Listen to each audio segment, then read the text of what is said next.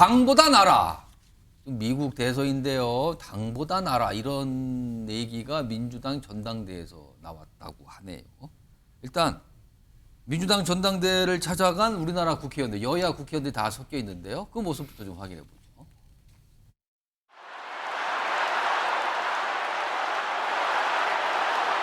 처음으로 여성 대통령 만들어 보자. 우리가 많이 봤던 검사와 범죄자 구도를 이제 또 하자는 건데, 제가 약간 주제 넘게 말하자면 제가 두 가지 캠페인을 한국에서 다 해본 사람이거든요.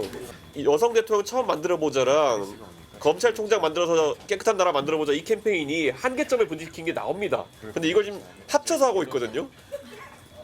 이게 굉장히 좀 제가 그렇게 위태위태해 보는 캠페인이긴 한데, 후자는 발리 하나에 무너지고요.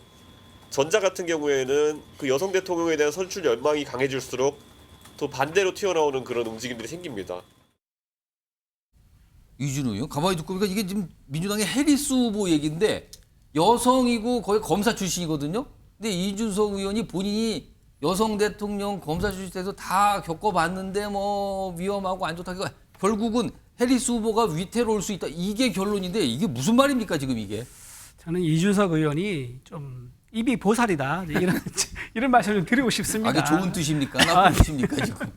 이준석 대표가 지금 이 의원이 보실지 모르겠지만 지금 남의 나라에 가서 전당대회 참가하는 거 아닙니까? 그런데 마치 그 전당대회 결말을 알고 있고 그 결과에 따라서 대통령이 만들어지면 어떤 상황이 올지도 나는 안다. 이런 식으로 검사 출신 여성 대통령 후보라는 걸 주목한 것 같아요. 그렇죠. 지금. 본인이 다 이제 대통령을 만들어봤다. 이제 이렇게 얘기하면서 여성과 우리 박근혜 전 대통령 얘기하겠죠. 그리고 윤석열 대통령을 얘기하면서 끌어들어와서 저렇게 미국의 전당대회에 가서 평가를 하는 거는 글쎄 본인이 그런 걸 주변에서 자랑 삼아 얘기한 건 괜찮겠지만 이렇게 일부의 국회의원으로서 나가서 이제 외신 기자들한테 저렇게 발언하는 게 적절한지 좀 씁쓸합니다. 네네. 외신 기자가 아니라 우리나라 기자들 만난 거 아닌가요? 외신도 왜냐면 우리나라 특파원들 지금 다 취재 갔거든요. 저기 지금. 서정 변호사는 어떻게 들으셨어요? 지금 그 얘기.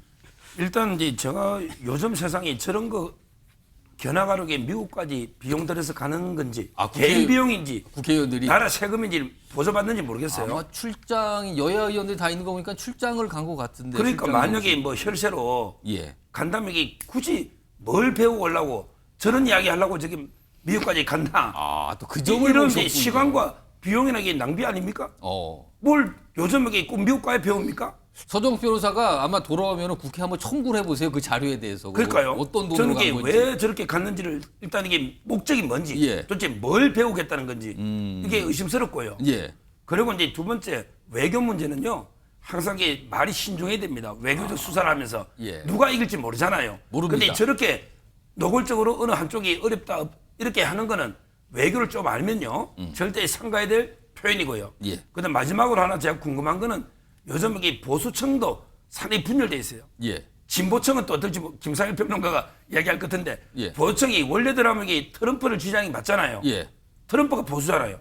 근데 또 어떻게 보면 트럼프가 됐을 때 그 주한미군 분담금이나 심지어 나아가면 이게 철수까지 우리가 좀 겪어봤죠 지금. 그러니까 보수층 제가 만나보면 트럼프 지지 반, 그다음에 해리스 지지 반. 그 보수층이 지금 우리나라 보수층을 말씀하시는 거죠? 그렇죠. 참 이게 여러 경우의 수에 따라 많은 혼란을 주고 있는 것 같아요. 아마 진보층도 그런 게 혼란을 느낀다는 이야기 들은 적이 있는데 그건 한번 평론가님이 한번 얘기해 보시죠. 알겠습니다. 지금 여러 가지 얘기하셨는데 일단 다음 준비된 이 영상 속에 인물들이 나오는데 잘 좀 들어보시면 굉장히 유명한 인물이 해리스 후보 지지 유세라는 게 있고요. 그리고 과거에 트럼프 행정부 당시에 트럼프를 위해 대변인을 역할했던 분이 트럼프를 비판합니다. 민주당 전당대회에서. 들어보시죠. Please welcome Oprah Winfrey.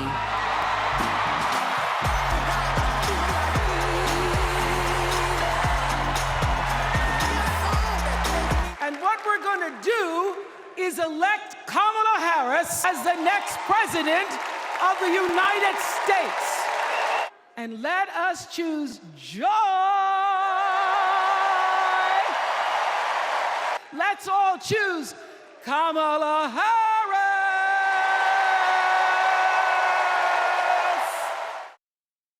He has no empathy, no morals, and no fidelity to the truth.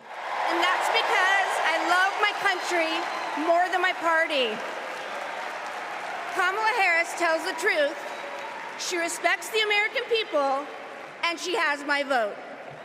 Thank you.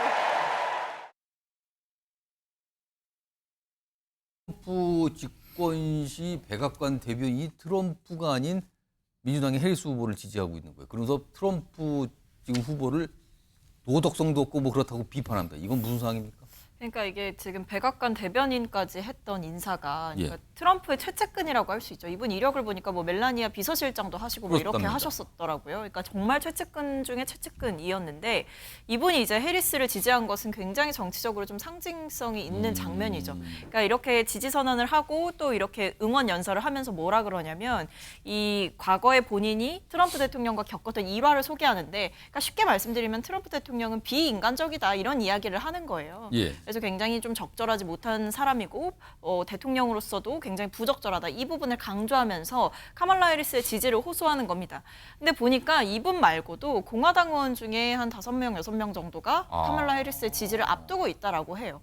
그러니까 이런 걸 보면 최근에 있는 어떤 해리스의 여론조사 상승세라든지 예. 공화당 텃밭이라고 불리는 노스캐롤라이나에서의 좀 선전이라든지 이런 부분들이 심상치가 않다. 그리고 뭐 오프라 윈프리도 연설을 했지만 예. 오바마 전 대통령이라던가 미셸 오바마라던가 그러니까 진보 진영에서 굉장히 영향력이 있는 전직 대통령과 그 배우자들이 나와서 응원 연설을 하고 지지 연설을 굉장히 강하게 하거든요. 근데 이것 자체가 좀 횃불을 넘겨준다라는 표현을 쓰더라고요. 예. 그러니까 진보 진영의 어떤 지난 과거의 유산들과 모든 지지 세력을 카말라 해리스에게 넘겨준다. 그래서 지금 보면 해리스의 상승세가 굉장히 무서운 것 같습니다.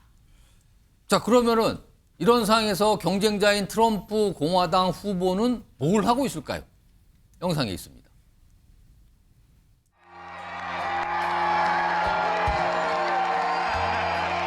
God, I don't know if this stage is going to hold him, but if it doesn't, we've had bigger risks than this. If Comrade Kamala wins this November, World War III is virtually guaranteed to happen. Everything she touches, she destroys.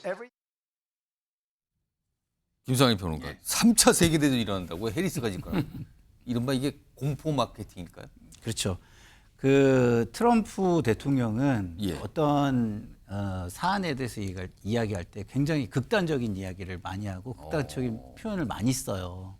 그렇기 때문에 사람들은 트럼프가 하면 어쨌든 뭔가는 결정이 나네 또 이런 거에 대해서 환호를 하는 거거든요. 어떻게든 뭔가는 정해놓으니까. 예. 그러니까 극단적으로 얘기를 하면 예를 들어서 워싱턴 DC에서 그 덜레스 공항이라고 있거든요. 예. 그 지하철이 이게 이어지는데 20년 동안 안 이루어지고 안 됐어요. 가요. 근데 트럼프는 가가지고 이거 뭐 언제까지 해? 이러고 딱 그냥 아예 얘기를 해버려요. 되든 안 되든. 뭐 의견수로 이거 뭐고 뭐 예. 하겠다 그냥. 네, 하겠다. 그리고 그 중에 몇 개는 또 됩니다.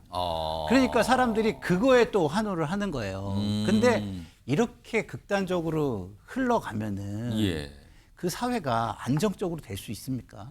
잠깐은 그런 거에 환호하면서 그 시절을 보낼 수 있지만 예. 안정적으로 가기 어렵죠. 그래서 지금은 트럼프 일기를 본 사람들이 이제는 트럼프에 대해서 많은 고민을 하는 겁니다.